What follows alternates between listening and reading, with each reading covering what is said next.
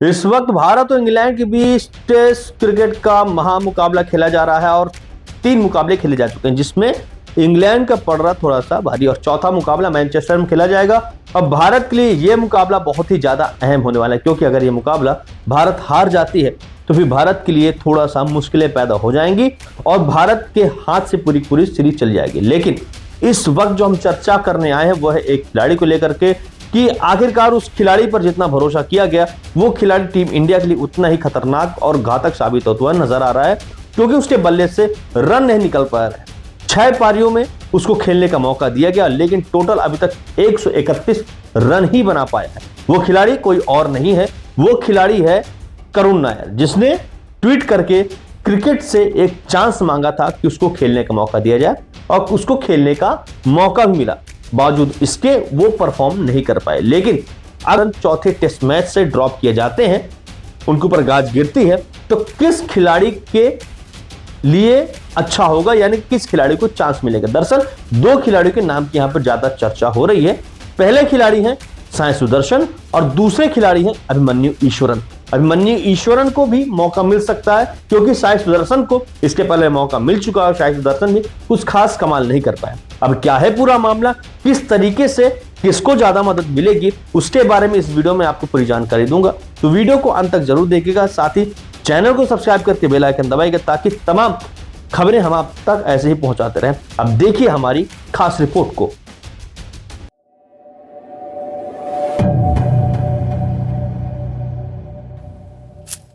भारत और इंग्लैंड के बीच test series का घमासान महामुकाबला शुरू है। 23 तारीख को होगा चौथा महामुकाबला, जो मैनचेस्टर में खेला जाएगा। और भारत की रणनीतिक दृष्टिकोण से यह मुकाबला बहुत ही ज्यादा अहम होने वाला है, क्योंकि अगर यह मुकाबला भारत हारते हैं तो भारत के लिए सारे रास्ते बंद होने के पूरे आसार सामने खड़े हो जाएंगे। लेकिन इंग्लैंड पहुंचने के साथ ही एक बल्लेबाज की टीम इंडिया की प्लेइंग 11 में शामिल करने की मांग खूब उठी थी। नाम था करुण नायर। 7 साल बाद वो टीम में लौटे थे और करुण नायर को टीम मैनेजमेंट ने पर्याप्त मौके भी दिए थे, लेकिन उनका बल्ला नहीं चल सका। 6 पारियां, 21 का औसत और बल्ले से निकले सिर्फ 131 रन। जी हाँ, लॉर्ड्स में मिली हार के बाद करुण नायर पर गाज गिरना लगभग तय माना जा रहा है।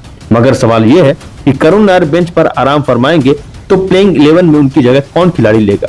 रेस में अब 2 नाम आगे हैं, चलिए उन पर भी हम चर्चा करते हैं। दरअसल आईपीएल 2025 में चमकने वाले पहले खिलाड़ी हैं साई सुदर्शन, तो दूसरे खिलाड़ी घरेलू क्रिकेट में रनों का अंबार लगाने वाले अभिमन्यु ईश्वरन।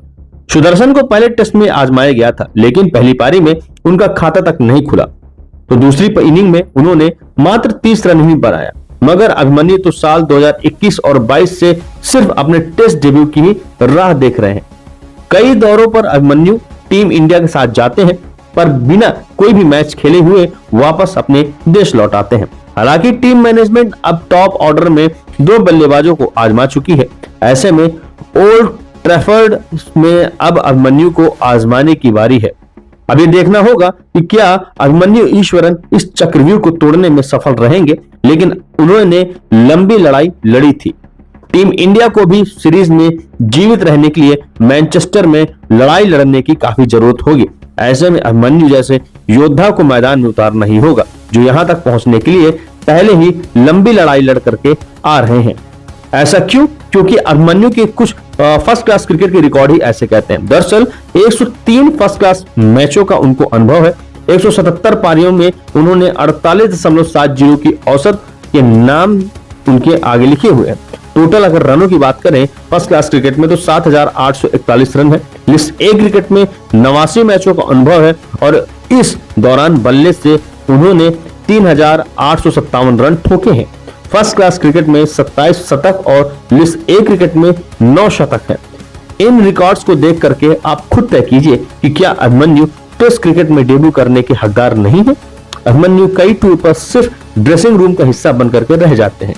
पहले टेस्ट टीम में रोहित शर्मा और विराट कोहली थे, जिनके कारण टॉप ऑर्डर से लेकर के मिडिल ऑर्डर तक में अभिमन्यु की कोई जगह नहीं बन पाती थी। हालांकि रोहित कोहली के रिटायरमेंट के बाद अब माना जा रहा था कि अभिमन्यु की प्लेइंग 11 में जगह पक्की हो सकती है।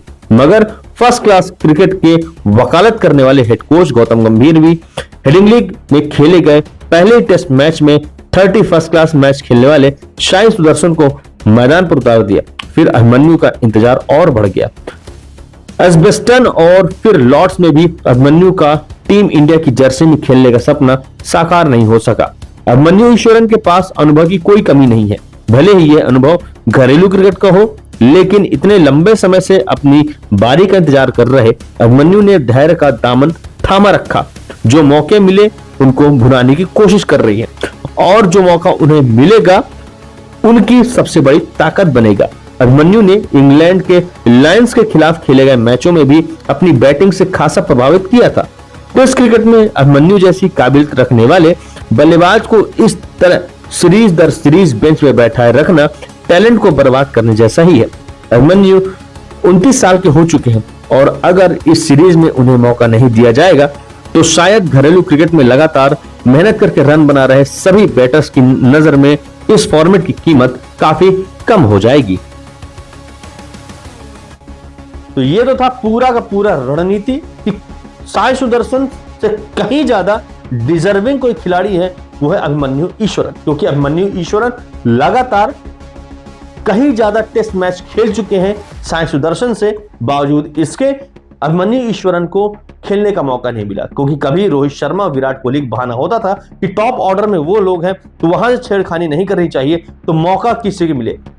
ड्रेसिंग रूम का हिस्सा हर बार बनते हैं, लेकिन हर बार उनको निराशा हाथ लगती है। अब ये देखना होगा कि क्या फर्स्ट क्लास क्रिकेट की दुहाई देने वाले कोच गौतम गंभीर अभिमन्यु ईश्वरन को खेलने का मौका देंगे या नहीं, ये तो वक्त और चौथा मैच ही बताएगा। अब आपकी इस विषय पे क्या राय है कि किसको खेलने का मौका मिलना चाहिए, अभिमन्यु ईश्वरन, साई सुदर्शन या अभी भी करुण नायर पर भरोसा करना चाहिए? अपनी राय कमेंट बॉक्स में जरूर बताएगा। साथ ही चैनल को सब्सक्राइब करके बेल आइकन दबाएगा। मिलते हैं अगली वीडियो में, तब तक के लिए जय हिंद, नमस्कार।